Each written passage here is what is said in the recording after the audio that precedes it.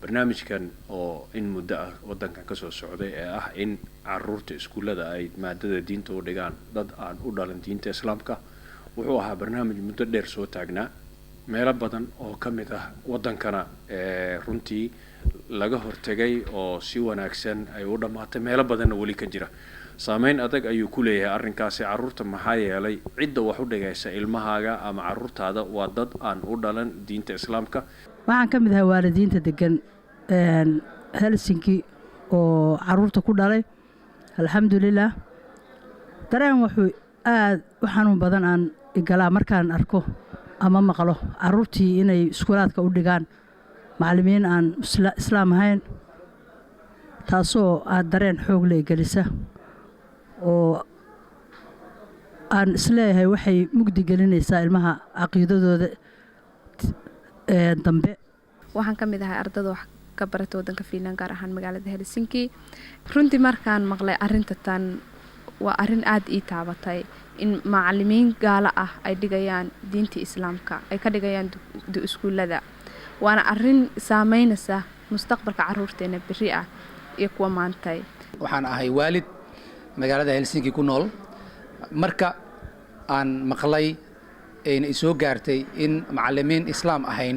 ay diinta islaamka ah ilmaha u dhigayaan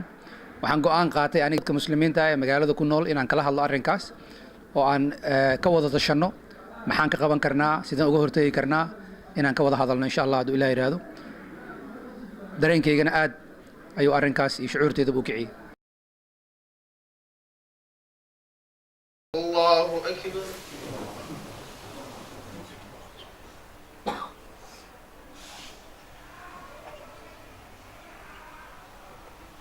سمع الله لمن حمده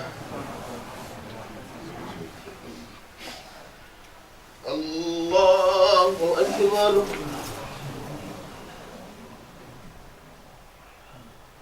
saameyn mar walba ay ku yeelanaysaa oo cunugii haddii waxa diinta u dhigaya uu yahay qof aan diinta islaamka aan aqoonin waxaa ku filan keliya in uu macluumaad khalada uu ka siiyo diintii ama intii la rabay inuu ka barto maxaa yeelay mararka aan dhulkan joogno waa muhiim qofku inuu cala laqal yaqaano asalkiisii diintiisii meesha ay ku salaysan tahay xagee diinta ka qaadanaya qofkii hadduusan marka ahayn qof islaam ah ee waxaan bartay siduu u bari karaa marka in diintii ay tahay meelaha laga soo qaato kitaabka ilaahay maalan iyo sunnadii nabiga calayhi salaatu wasalaam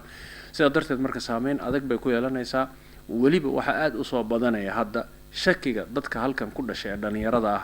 laga geliyay diinta islaamka oo waxaan ilxaadka loo yaqaano ama bilaa diinta soo badanaysa sababahaas marka hadhow saameyn bay ku sii yeelanaysaa haddii qofka diinta u dhigaya ilmahaaga uu yahay qof aan diinta islaamka aqoon wixii islaam ah oo waddankan ku nool waxay uga hortagi karaan inay isu yimaadaan ka wada hadlaan shiraan gacmaha isqabsadaan si wada jira wixii ka soo baxana ay dowladda u gudbiyaan iyadoo kaashanaya maaragtay garaadkooda iyo fikradooda isu geysteen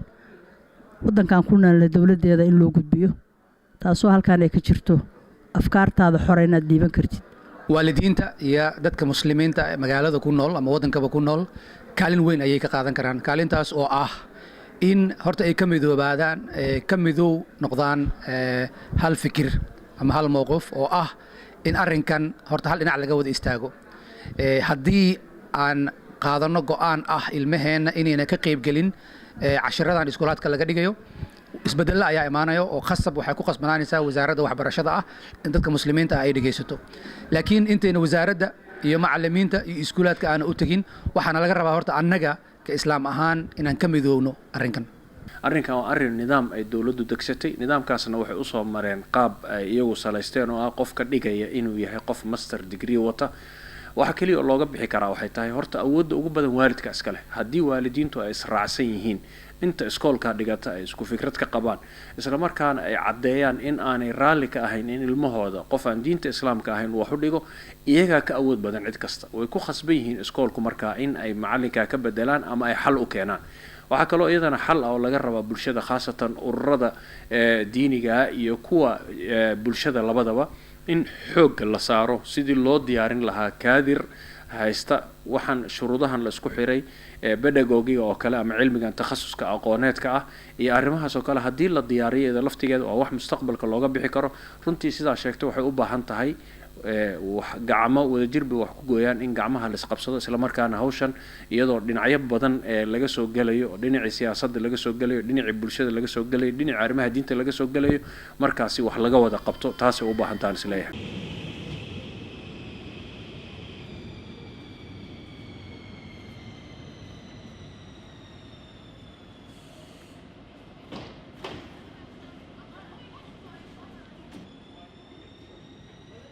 ka qaybgalka barnaamijkan waxa uu muhiim u yahay mustaqbalka caruurteena kuwa maanta kuwa beriya.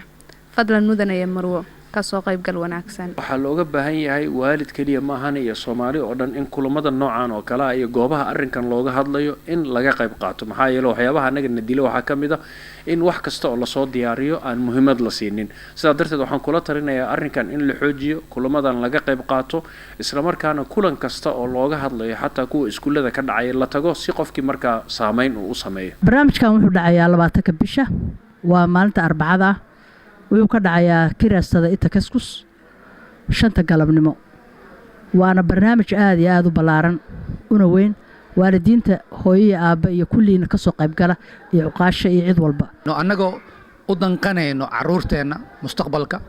iyo mustaqbalkoodaba in arrinkan laga midoobo. alxamdulillah haddana waxaan ku faraxsanahay masaajidada magaalada Helsinki kulli waxay aniga markaan u wada tagay qaateen fikirkaas ah in laga midoobo arrinkan lagana hortago waqtigeedina hadda la joogo. marka nagala soo qayb gal oo munaasabadan 20 bisha 12aad 5 galabnimo ka dhici doonto library-ga Itakaskus store magaalada meesha la yiraahdo inaad ka soo qayb gasho soo wadato ardayda ama waalidiinta ama caruurta iskoolka ku dhiganaya sidoo kale haddii aad rabto si aan u muujino shucuurteena inaan arrinkan ka soo wada jeedno. waxaan idin leeyahay ha laga soo qayb galo munaasabadan